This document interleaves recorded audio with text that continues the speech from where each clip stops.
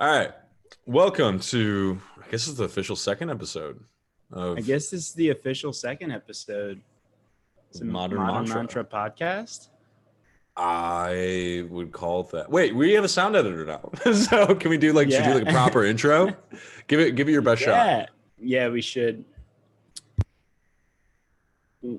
Wait, so is this like the intro of the episode? Yeah. All right.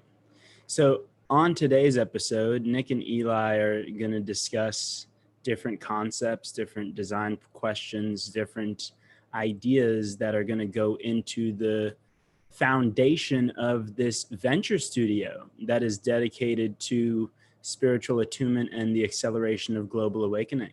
So if that sounds like something you're into, stay tuned for the conversation. That sounds great. All right. What'd you think? I liked it. You said Okay. different twice, but besides that, it was smooth. Damn. Yeah. Damn. Everything else sounded great. Yeah. I think we should just use it, stick with it, and All right. Yeah. And I could always re-record it. Right. Dude, Yeah, we can yeah. do this. I can even imagine the UX for Audacity. This shit's easy. Yeah. Okay. It's easy. Cool. It's easy. Cool. So should we dive in? Yeah, let's do it. What's the first design prompt? So I want to hit you with these questions. So I think that, in terms of product development, I always love getting clear on the question, right? Like, what is the question that we're looking to answer? What is the question that we're looking to address, right? Because I think when you are clear on the question, it makes iteration so much clearer, right? It makes the path to success a lot more clear when you're clear on the problem you're looking to solve. Yeah. So I just jotted down a few how might we questions, right? How might we X? And they're just meant to serve as inspiration for ideation. So some of the first question I jotted down was, how might we make people identify less with their ego? Right. So now you can think of like, are there any use cases of technology that, can contribute to that? Right. So that's the first example. Second one, how might we bring people together in meditation? Third one, how might we make mantra accessible to address some of society's most prevalent conditions?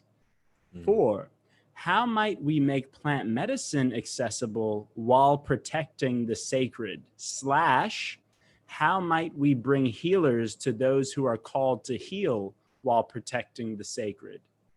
The 5th prompt, how might we get people to spend more time in natural spaces? The 6th prompt, how might we provide space to those who need it most? 7, how might we help heal people's relationships with loved ones? 8, how might we cultivate gratitude throughout everyday life? 9, how might we facilitate the transformation of fear? 10, how might we cultivate self-love as a practice? 11, how might we inspire the integration of conscious breathing?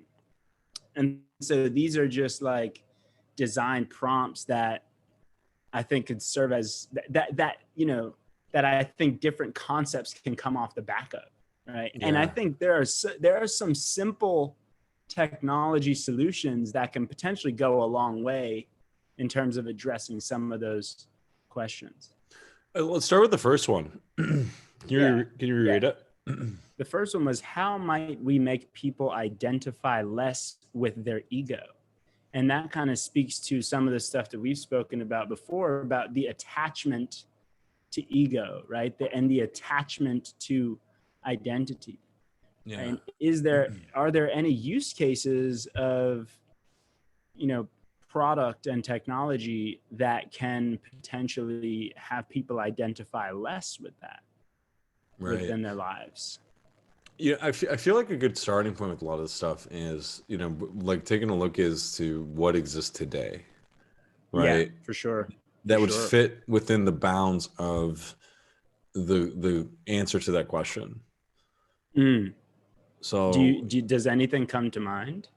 Well, I feel like it's anything that gets you out of mind and keeps you present, and the places Mm. where you forget who you are, right? Mm. And to Yeah. me, a lot of that happens inside sensory deprivation tanks for sure. Like I've had moments where I step outside of it and I just for a moment forget who the fuck I am, right? Mm. Like ego death is when you no longer identify with the self and you identify with something that's bigger than yourself, right? um, Nature, I feel like, is another place I've experienced it firsthand. When you're Mm. standing in front of a giant sequoia tree and you just, you get lost in its majesty. Um, it's funny enough that everything technology related reinforces ego to the nth That's so degree. true. Yeah. That is Like so true.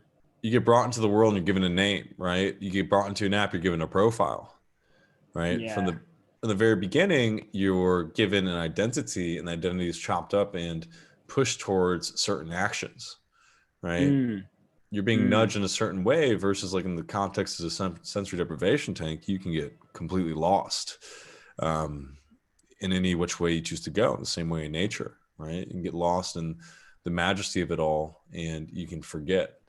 Versus technology, it's like you're being guided towards deliberate actions, right? It's very hard not to have an ego in the context of any sort of known software that I can think of, at least.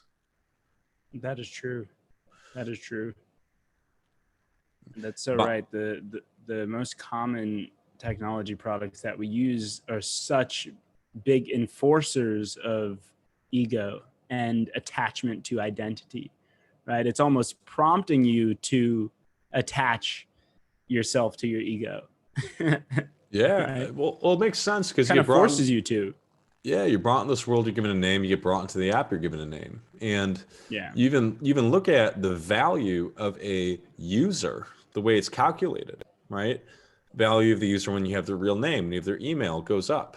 When you have their phone number, it fucktuples. It's worth now like over $1 when you have a valid SMS text message sent to your phone number, right? Identification is directly correlated to value of you as a consumer of the application. Mm. And you are that product, right? So it's extremely rare where you have no identification ego. I mean, in Reddit, at least Reddit years ago, using pseudonames and being anonymous was very encouraged, right? Right. Right. Um, it's even weird nowadays. Like I still use my fucking like main username as my Reddit name. Biggest mistake ever because you can't be real, right? It's a bit weird when people do that. Like, and even they introduced the profile pretty recently, like in the last 2 years, and people were fucking up in arms about it.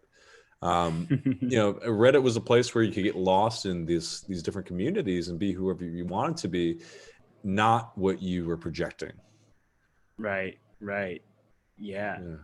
Yeah. And I think it's impossible, not impossible, but I think it's very wishful thinking to dissolve the ego. I think to exist in this world, to exist as a human on this planet Earth, I think ego is needed and necessary. I think the thing that should be addressed is the grabbing on to the ego and attaching yourself to the ego, attaching yourself to these identifiers in such a way that it closes you off to some of life's beauty and some of what liberty and freedom feels like. Right? Yeah. The attachment to it. Because to dissipate the ego, you have to feel it, right? You to know where the For problem sure. lies. Exactly. There's this beautiful book. I can't remember the. I think it was The Alchemist, where you have the wizards who name the wind, right? Mm, And now they have control over the wind, right? right. Anything you give a name to can become your subject and subject to change. Right. Yeah. And a lot of things. Ego is very shisty, man. It comes in a lot of different forms, right? A lot of different forms. Yeah. And it likes to hide and it shows up in very interesting places and there's nothing tangible about it, right? Yeah. Who's ever seen the ego? Yeah. Has anybody? I don't know. Right? Who's ever heard the Yeah. ego? Who's ever smelled it? Who's ever tasted it? Who's ever touched Right. it? right? Right. Yet we all talk about it. So how do you combat an invisible enemy? Maybe not an enemy, but you know, an invisible friend, an ally, if you Yeah. will. I think it's Uh, an ally. yeah, it's there for a reason, but like, and I guess the other question is like when did it even come into play? Like, when did the first ego take root? Right. Right. Right. Because and if you think about human evolution, I mean, according to Sapiens, I think the author there would say it was about 70,000 years ago, right? When we actually had this cognitive revolution, if you will, or this kind of awakening of consciousness and this awareness of awareness, you Mm. know, versus through our human lens, the way that we see other species, we can look at them and say, yes, they're aware, but are they aware of their awareness? You know, and I think the awareness of awareness is this consciousness that we possess, right? And whenever that came into play, now we're self-conscious, right? We're aware of our awareness. Now we're self-conscious, and I think that's where the ego comes in. But I've always been curious to know, what was that catalyst? Or was it just an evolutionary unfolding that happened gradually over time, or was there kind of a shift? And if so, what was the catalyst of that shift that pushed us into this awareness of awareness? If I had to guess, I'd say it was eyeballs. Right? You had this mind that was so wanted to consume so much information, was so obsessed with consuming and dominating and engineering that it actually popped these fucking things out of itself so it could then use a new sense. Right? People always see the eyeball and the mind as being separate, but it's actually an extension of one. It all comes from the same big piece. Right? So it literally drilled holes in the cadaver around it, protecting it, and then gave itself sight. Right. It's very interesting. Like where was the first ego? Like, when did it start? You know, the first self-aware entity on the planet. Yeah. That's, I mean, that is a fascinating question to ponder. Right. Yeah. Because there was a first. There was a first at some Right. point. Right. So there's some first, and again, it's like even that first, it's not like anything came into material being, right?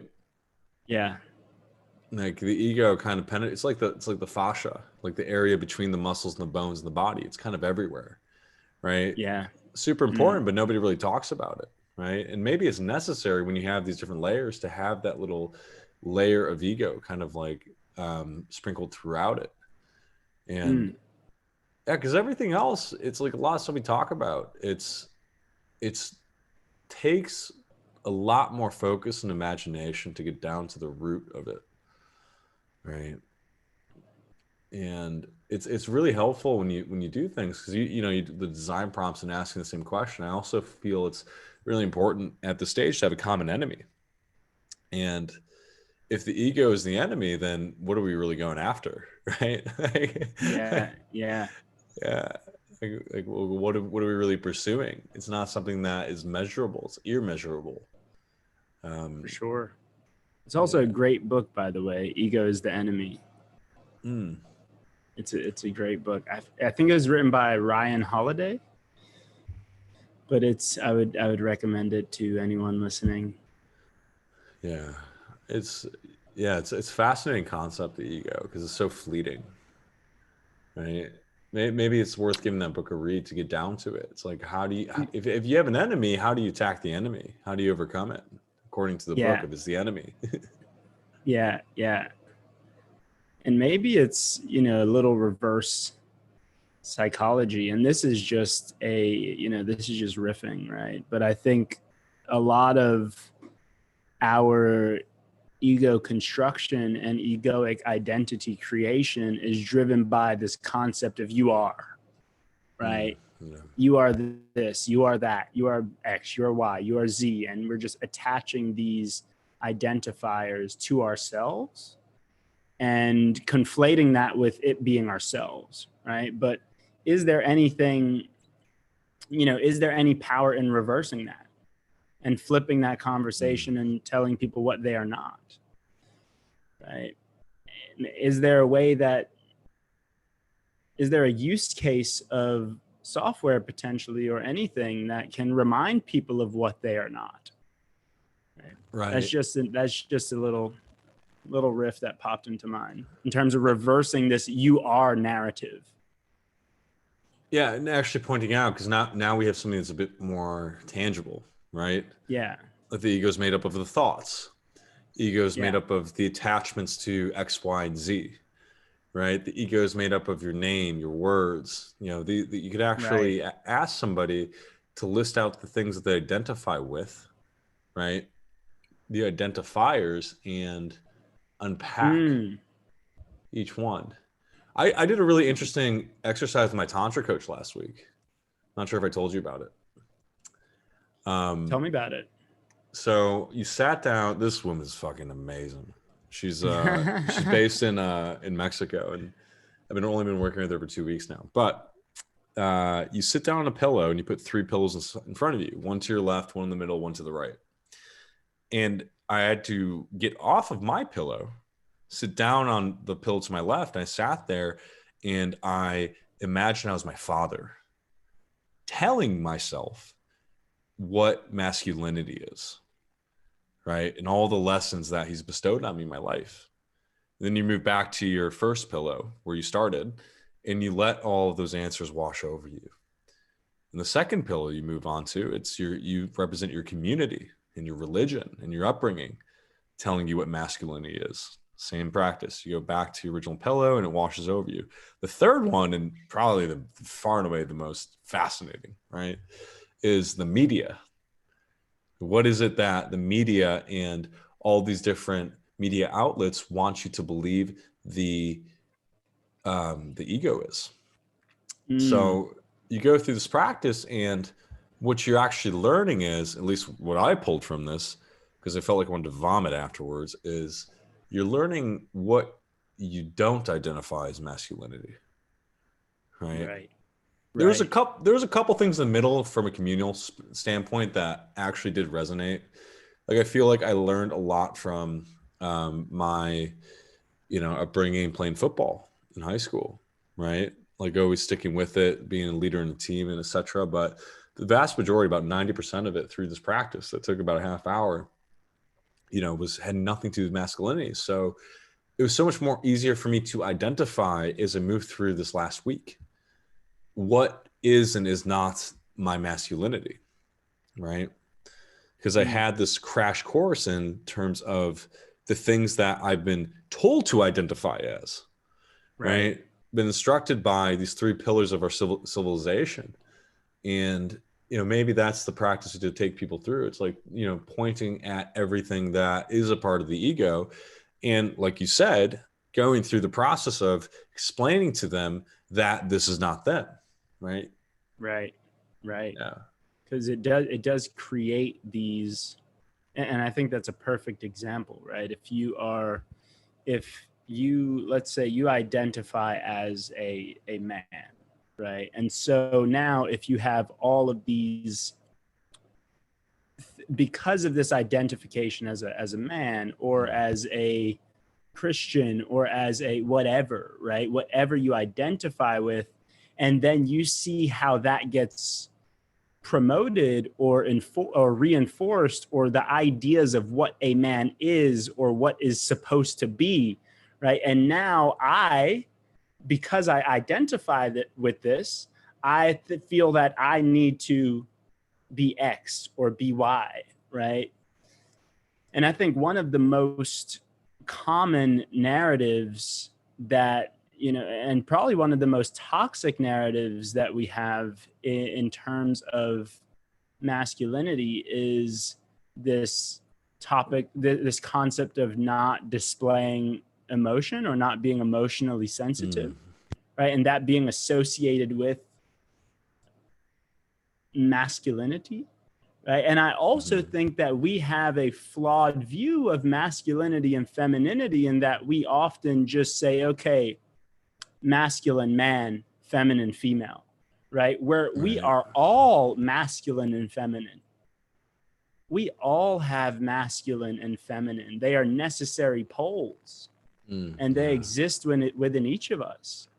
Right. And that's the funny thing, and that's what made me think of it, because even the concept of masculinity, right? If we were to point to the most masculine man in the world, where would you point? Right? If you were to point at the biggest ego on planet Earth, where would you point? Yeah. We don't really know, right? It's something that's a very fleeting concept that has no basis in visualization. There's no true metaphor that we've associated with these concepts. And maybe that's the starting point, giving people a way to visualize, hey, this is what it looks like, right? Here, and maybe not even like this is what it actually looks like, but to say, hey, here's the metaphor for your masculinity, right? Here's the metaphor for your ego, right? We actually take these concepts and we give them some sort of structure that somebody can, like a symbol, but I was feeling like something that it can take different form, right? Something that can warp easily. Okay.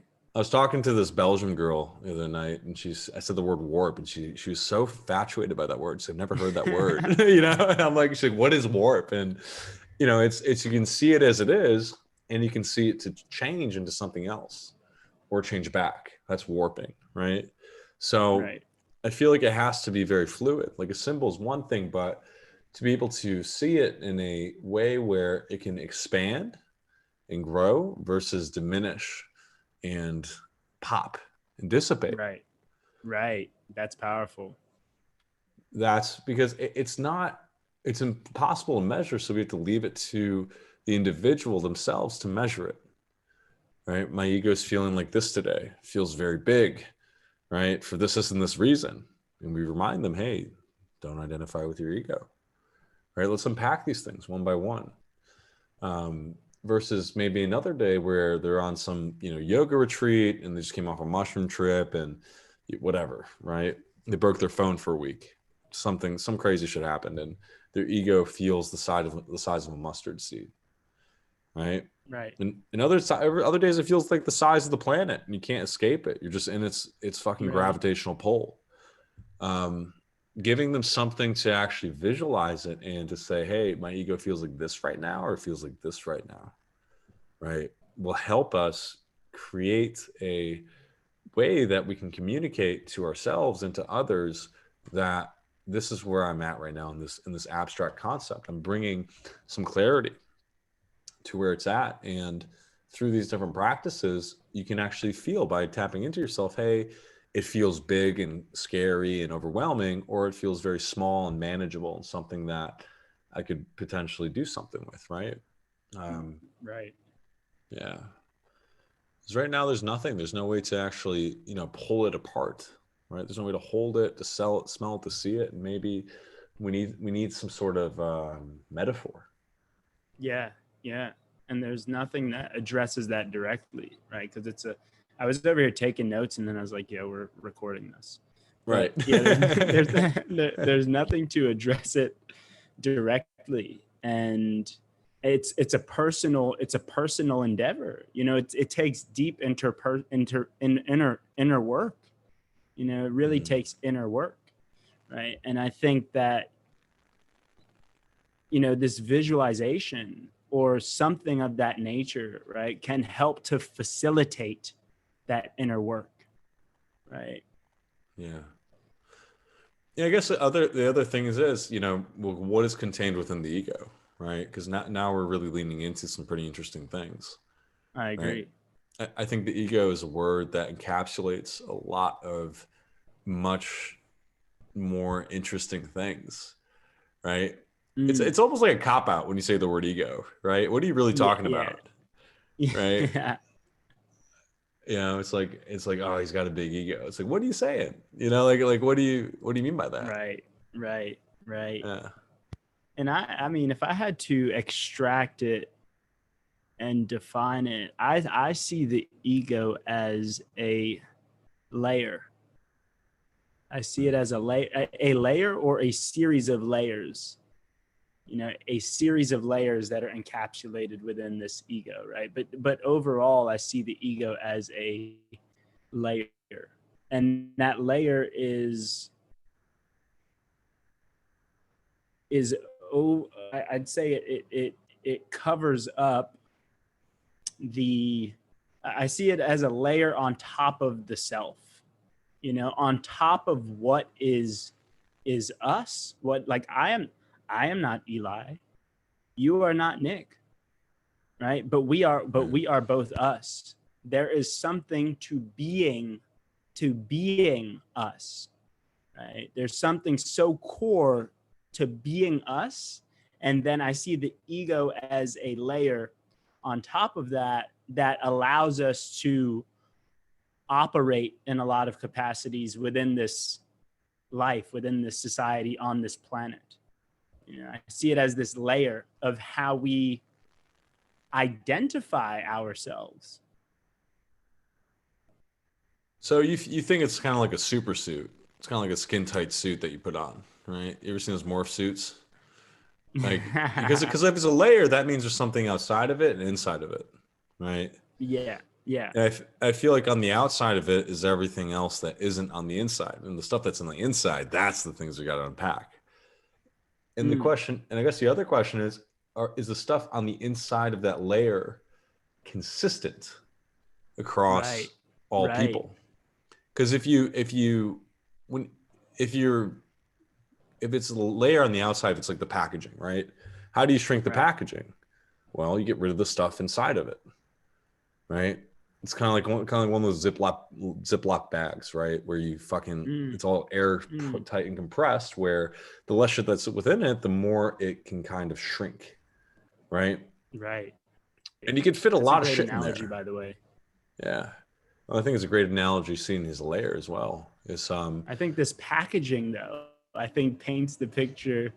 So if you look at milk in a grocery store, right? Like take a carton of milk, and you have the carton and it says milk, and it probably has a picture of a cow or something, right? But the thing inside of that carton is not milk. It's not the brand. It's not the cart. It's not, it just is. It just is what comes out of this cow's udder, right? But now we have all this branding and this packaging and this way of seeing it and identifying it, right? And it's that packaging that I believe is a metaphor for the ego. Right. So it's interesting, even the way you see packaging now. Now it's not so much about what's on the inside, actually. It's more so what you're writing on the outside of it. It's the way you advertise yourself, right? The brand name, the nutrition information, and the truths that you've chosen to believe. Right. It's all the stories around. Yeah. Because I guess there's nothing inside of the ego. It doesn't exist. Right? There's literally there's nothing there, right? We've like blown it up, right? Like fucking blew into it like a giant balloon, right? And like write all this shit on the outside of it. Yeah, it's the stories that we tell ourselves. Yeah. It's and there's a lot of stories, man. If you could actually just get down to like how you identify yourself and see it in one big 360-degree piece. Right. Wow. Like, yeah. I am this, I am that. Then it just yeah. Well, there's a lot of interesting ways to visualize physical objects now.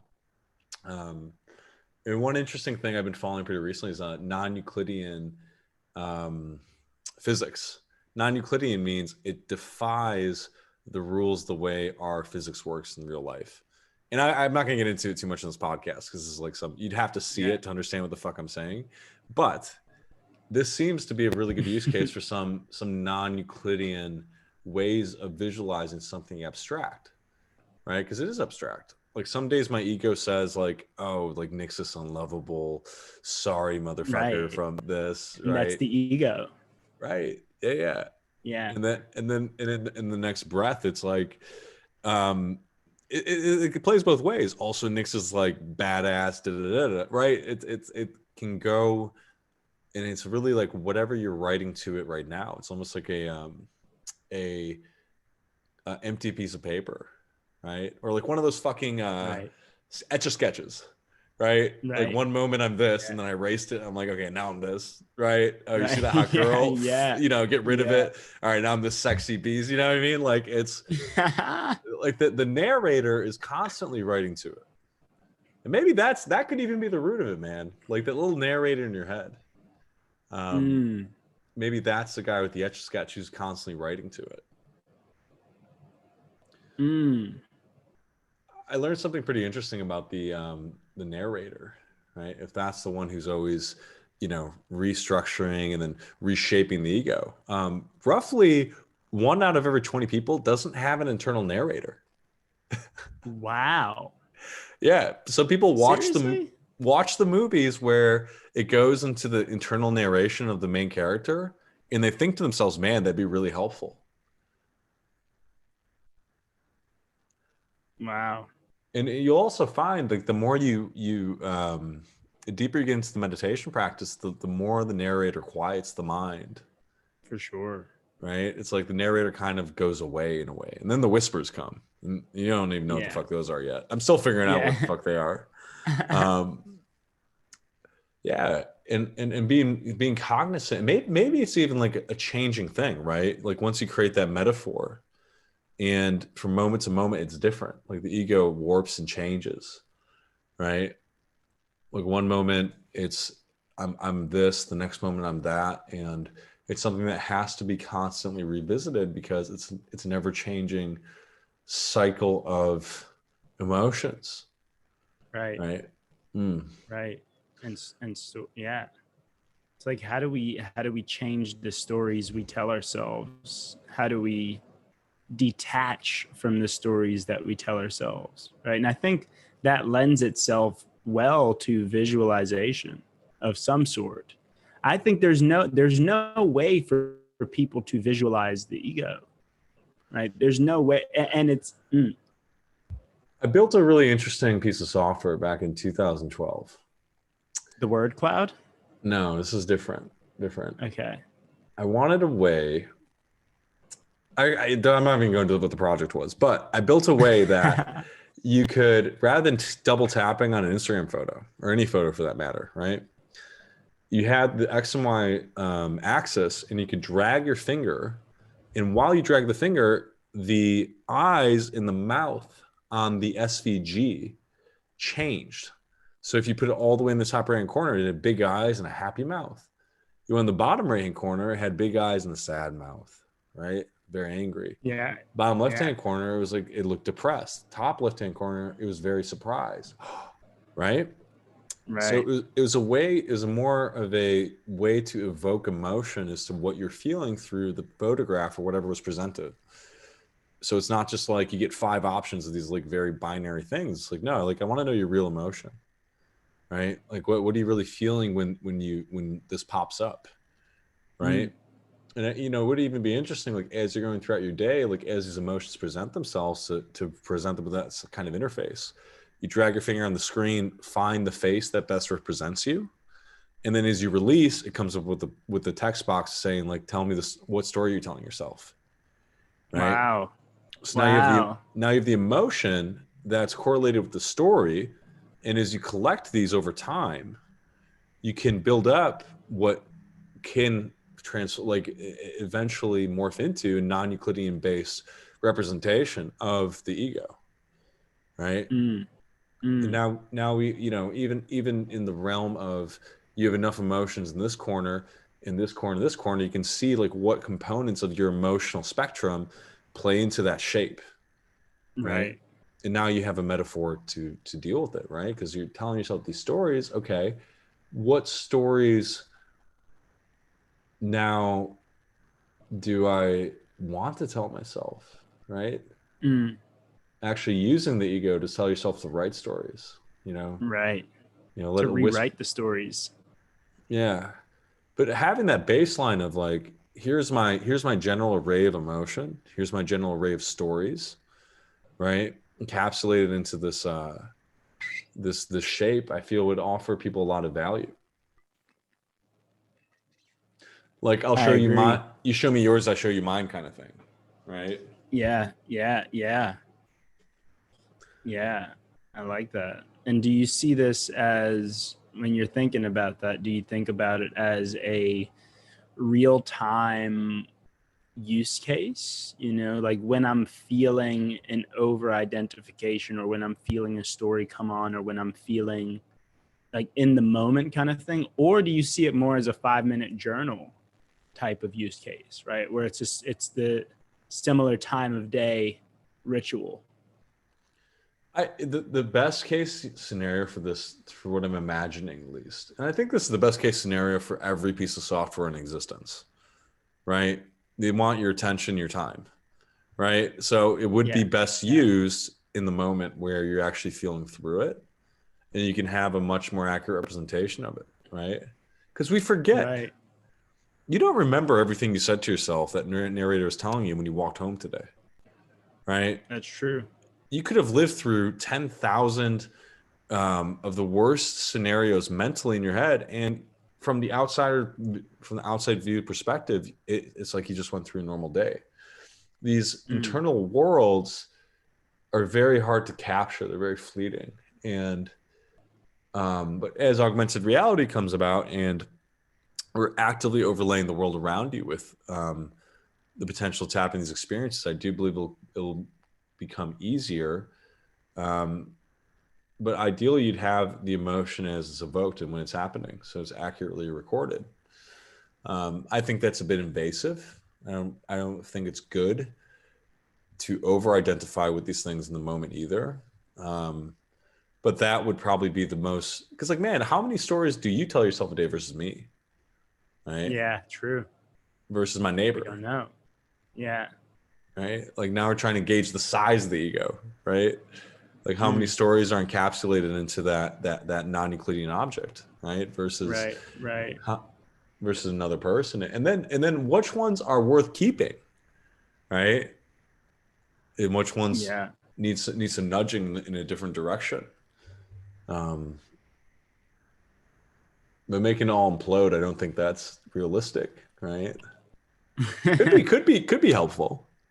Yeah, it could be helpful. I just don't know if that has longevity in terms of use. I think it's like more of a one-time thing, right? Like chuck it all in, and we're just gonna implode it, and that's it. It's not like a ongoing use case of something valuable. Ego's dead. You win. The ego would love that. If you thought it was, if you just forget it exists, if it just was like, yeah, no, you're good. You're done with it. You're done with the work. Please move on. It's like egoeradicator.com. Pay $10 and you throw all your identifiers in there. It creates a bubble and blows it up. Yeah. Oh, dude, wait, hold on. Let's just talk this out for a second. If you could actually like put a message into an object and like send them a video of it being like imploded, right? Like in the most epic way possible, and you have like different tiers of like $10, $100, $1,000 tier, like just implosions of shit. I think that would be fucking fascinating. Just having like a gun range was just like built for bombs, right? And it's just the most interesting way to explode whatever the customer orders. Yeah. I think it'd be a successful business. People would send in the most interesting shit as well. It's like, because that's what you're trying to do, right? You're trying to eradicate this identity, right? Yeah. You're trying to get rid of the memory of like whatever's associated with an object. Get rid of the attachment. Yeah, exactly. Right. So seeing it being blown up or burned and fucked up in the most epic way possible, I feel like would be very interesting. For sure. Dude, this would be a fire idea. Like send in your shit and you get to choose the way it's destroyed, right? Yeah. And I just think we shouldn't get too I just, yeah, yeah. No, it's just a funny idea though. Yeah, no, I agree. I just think there should be limitations on how gruesome it gets, you know? Listen, I'm not here to judge what metaphors work for you. Right, for Right? sure. Would they get to choose? Oh yeah, for sure they would get to choose. Right? And Because then like a if you video would get produced. yeah, because like a fire is nothing from an overhead standpoint. You have a fire, you Yeah, for burn it, you're sure. done. It has to be done safely. Yeah. Depending on the material, versus like if you wanted it to go up into like flames and then start a fireworks show or use dynamite or maybe acid to get rid Right. of it, right? You know, I'm not here to judge what sort of experience you want and how the speed of it with the experience and also like what's going to resonate with your friends. How funny is this going to be? You know, like dude, even you could have one like a fucking like $10,000 option where you put it onto a weather balloon, we push it up into space and explode it into space and it circles the earth for the rest of time, right? Like I think that'd be an epic way to die personally. I think space-based burials would be very interesting, but I digress. Yeah. Yeah. I Like, think that would be interesting as well. yeah. But Just end up in orbit, in perpetual orbit. God, I would love to go that way. I feel Not like that yeah, and then eventually you just disintegrate, right? You would just degrade. You would just biodegrade, right?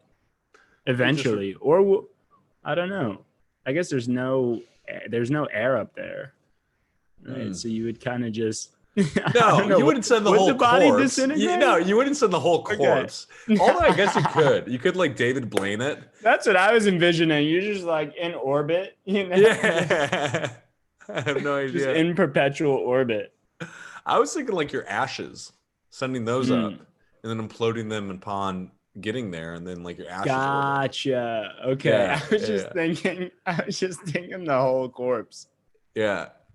If I die, I want that to happen, by the way. I want this on record. Yeah. I want someone to send me up in a weather balloon and then implode me. And don't tell the FCC, whoever handles the fucking space continuum. Or do just weather balloon me as far as it goes. Wherever it pops, you know? And then upon popping, explode it. I think that'd be a cool way to go. And GoPro the whole thing and post it on YouTube. Yeah, okay. But anyway, going back to what we were saying, if the ego has all these stories, maybe there's a healthier way to deal with them, because it's not, you know, it's about the attachment to everything. That's what it is. Yeah. It's all the hooks. It's about the attachment. Yeah. The hooks into the body, right? Yeah. That could be an interesting visualization as well. Like if you had in the middle just like a nice little happy circle, and then it's like, okay, what's your name? And then it's like the hook comes in, grabs onto you and pulls you one direction, right? And then it's like, okay, where are you from? Like it comes and pulls you another direction, right? And you can actually see all these little hooks going into you, and like, here's your ego, kind of in like displayed in the spectrum of these individual hooks into the center, right? And unpacking those is to like what each one means, right? Like what's your identity with your name like? What's your relationship with your name, right? What's your identity with your family or these other people you feel connected to, right? And, you know, I guess ego death, as they call it, or the destruction of the ego, is when the hooks are gone from the middle. Right. Yeah. What are they really hanging on to?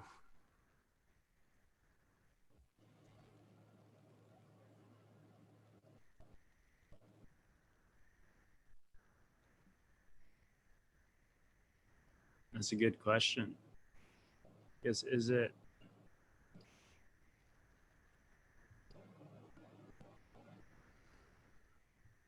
meaning? Yeah. Something about being a special little flower, isn't it? Is it meaning? Yeah. Is it self-worth?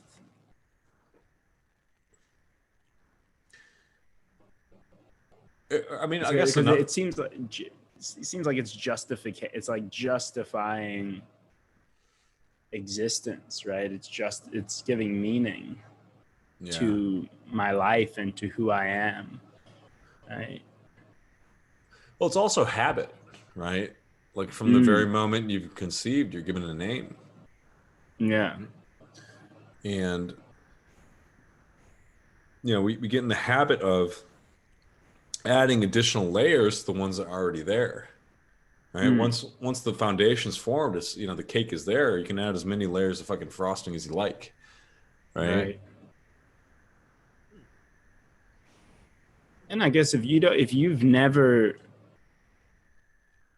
taken the initiative to feel and lean into and know thyself, right? To know oneself, then you don't really have a choice but to identify with the ego, right? Because that's who you think you are, right? Yeah. If you've never done that work, if you've never really looked in and really went deep, then you have no choice but to identify with your ego, especially in this physical plane of existence, right? It's like you are this. You believe that you are this because there's nothing else to tell you otherwise.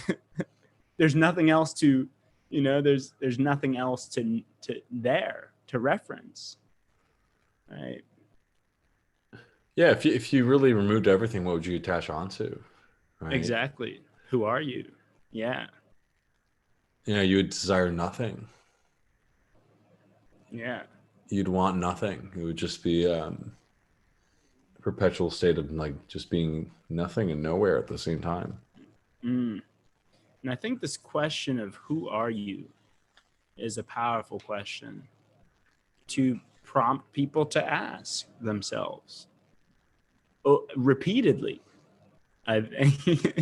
Yeah, you go up the ladder. Yeah.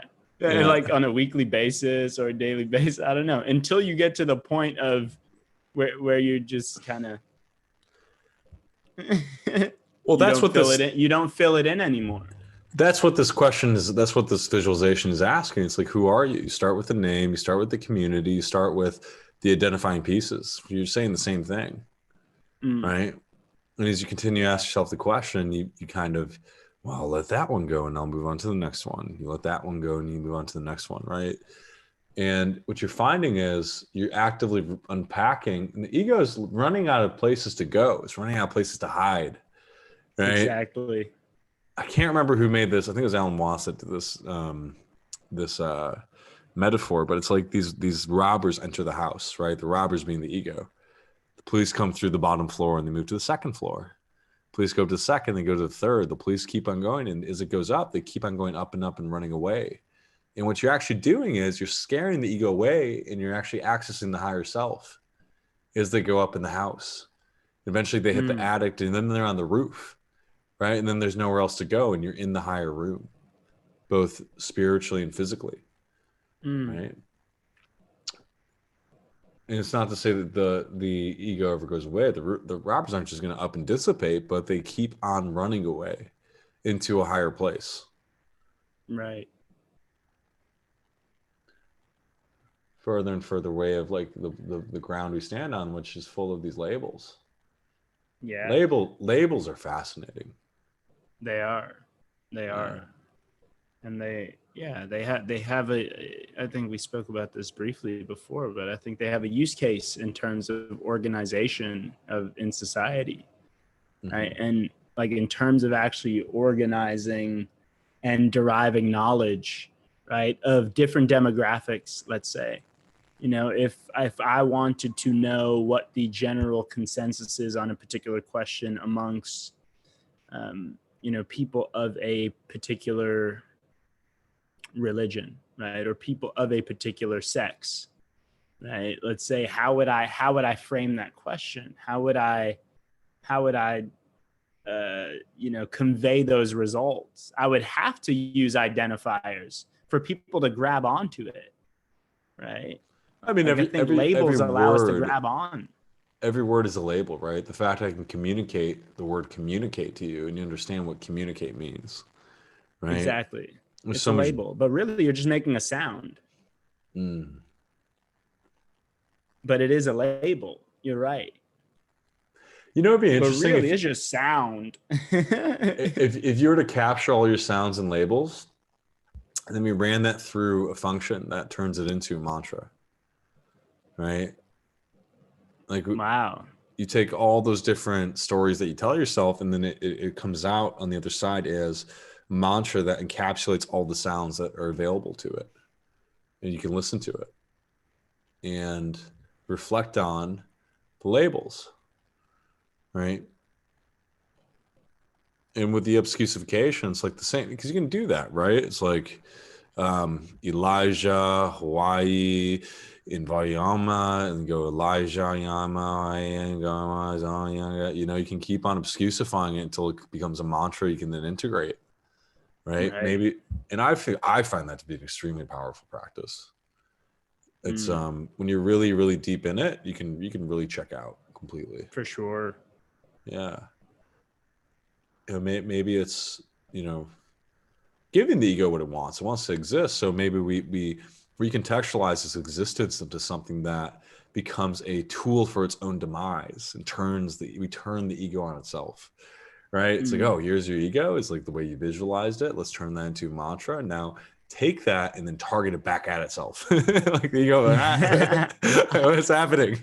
Right? Like is you feed the ego, we give it's more firepower to take out the ego. Right. so now the ego becomes its own worst enemy, right? For sure. But now the ego, it's just changed. It's just changed, right? It's morphed. it's such a fleety little fucker. Yeah, but maybe there's something too, like just the visualization, and like when we take that information, that data, what can you do with it to facilitate best practices in healing? Right. Yeah. And is this not what all these fucking like Facebook and all these guys are doing? They're unraveling the labels that you self-identify with in order to show you the things that further enforce them. Yeah. They're filter bubbles that continue to they don't only force you into identification with the ego, but they perpetually reinforce it. Right. You know? Right. That's a mind fuck. Yeah. Because like one day you're getting fucking Instagram ads for wedding rings and you're like, what? Like, you know, one day you're seeing some shit, you're like, well, am I ready to get married? You know, like, yeah. Trying to nudge you in that direction. And that whole machine is fascinating to me. It really is. It is. Yeah. It is. But I I think there's something interesting around what we were talking about the stories that we tell ourselves. I think that's an interesting thing to play with in terms of concept, and also integrating that with some form of who are you, you know, this continuation of, you know, answering that question. And it may not be that literal, right? But I think there's something powerful about getting people to put forth the stories that we tell ourselves. You know, even that alone is powerful by framing it that way. What are the stories you're telling yourself, right? By asking that question, now I am aware that is a story that I'm telling myself, and it's not myself. Mm-hmm. You know, I think that is a step in the right direction. I think that's something interesting to play around with. I think we should definitely plant that seed.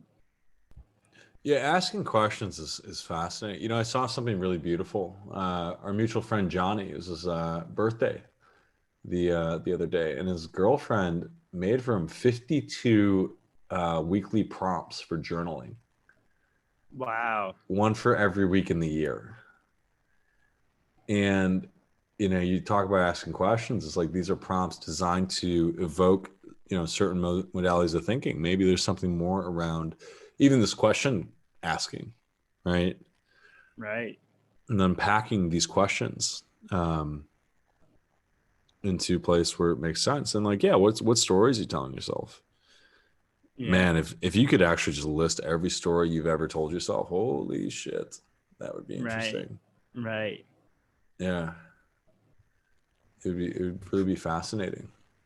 Mm. Yeah. Seems like a lot to unpack Well, here. yeah.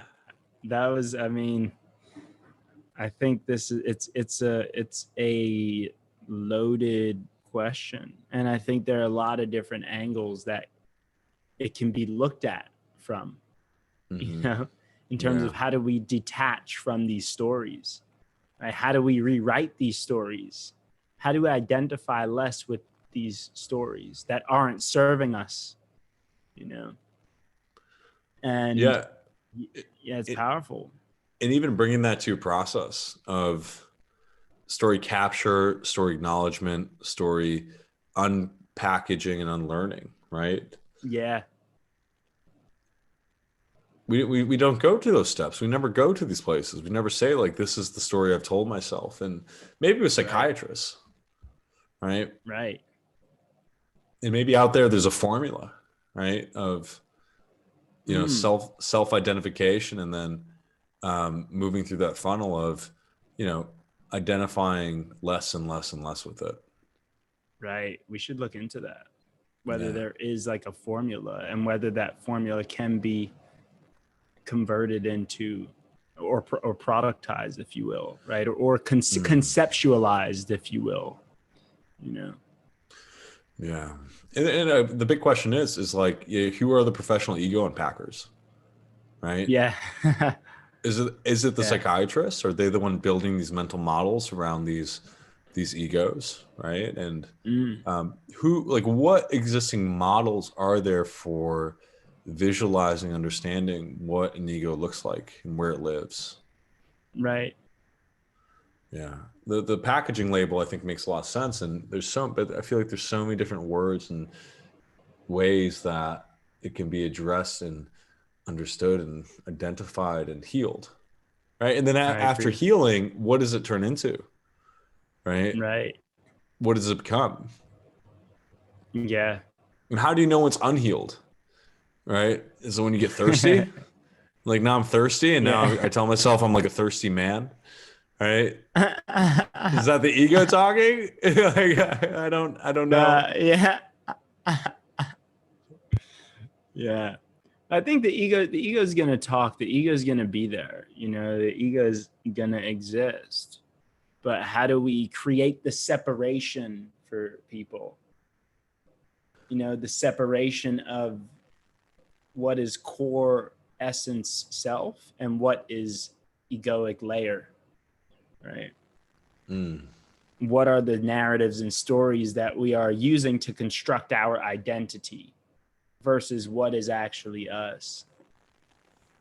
And I think that thing is it's gonna be there. I think the ego is hard to eradicate, right? I think it's hard to dissolve, right? I think it's especially difficult to dissolve in on this planet in 2020. You know, what would You be know? interesting is if you were to actually collect all these stories, and then, I love all these new age 3D printing methods where you can print using crystals, right? These Mm, crystallized sort of fossils. Like, you actually send them a physical crystal that has the representation of every story they've ever told themselves, right? mm, You send it to them, and, like, this is every captured story you've ever written, and you can actually, like, take it apart, kind of like a little three-dimensional puzzle, right? right. So you can actually, for the first time, actually feel the stories, right? What they made up to you, like, how many different little bits and pieces have all added up into this object that we can hold, and now for the first time, like, squish and break apart, or do whatever Mm, you please with it. yeah. Two things pop into mind when you say that. Do you know the Tibetan mandalas Hmm. where they take like hella long to put together these beautiful creations Yeah. and then just blow it all away? Right. Yeah. That popped into mind when you said that. And then the second thing that popped into mind with the stories that we tell ourselves is thinking about, well, right now we're talking about it in a very personal context, in a very individualized context. What if you were able to capture the stories that people tell themselves. I think that would be pretty. There's also some interesting stuff when you look at that collectively, right? Always. Right? When you look at that collectively and map it. Right. Yeah. And maybe see that, wow, there's a lot of people telling themselves this particular story. Right? Yeah. Everything makes sense, but it's such a personal journey, right? Exactly. And so that's a funny thing. But it does always include other people. Like somebody gave you your name, for example. For sure. So that in a lot of ways is like your first connection, even the connection to your mother in the womb, right? Mm. You are her child, right? So from the very inception, but yeah, I think you can take anything that works if you can take anything on a personal level and make it function and work, I do believe it can be blown up to, it's just a matter of cross-referencing, cross-indexing the data into something more interesting. I agree. Yeah, but it's facilitating the inner work because nobody can do it for you. No, right? that's 100% true. Yeah. No, they can help, they can nudge, and they can be of service and guidance, but nobody can do this for you. So everyone will be unique, and every therapy in its own way will also be unique in that way too. Yeah. I think that's a great place to leave it off. What are the stories that you are telling yourself out there? Good question to ask. Dig into it, guys. Peace.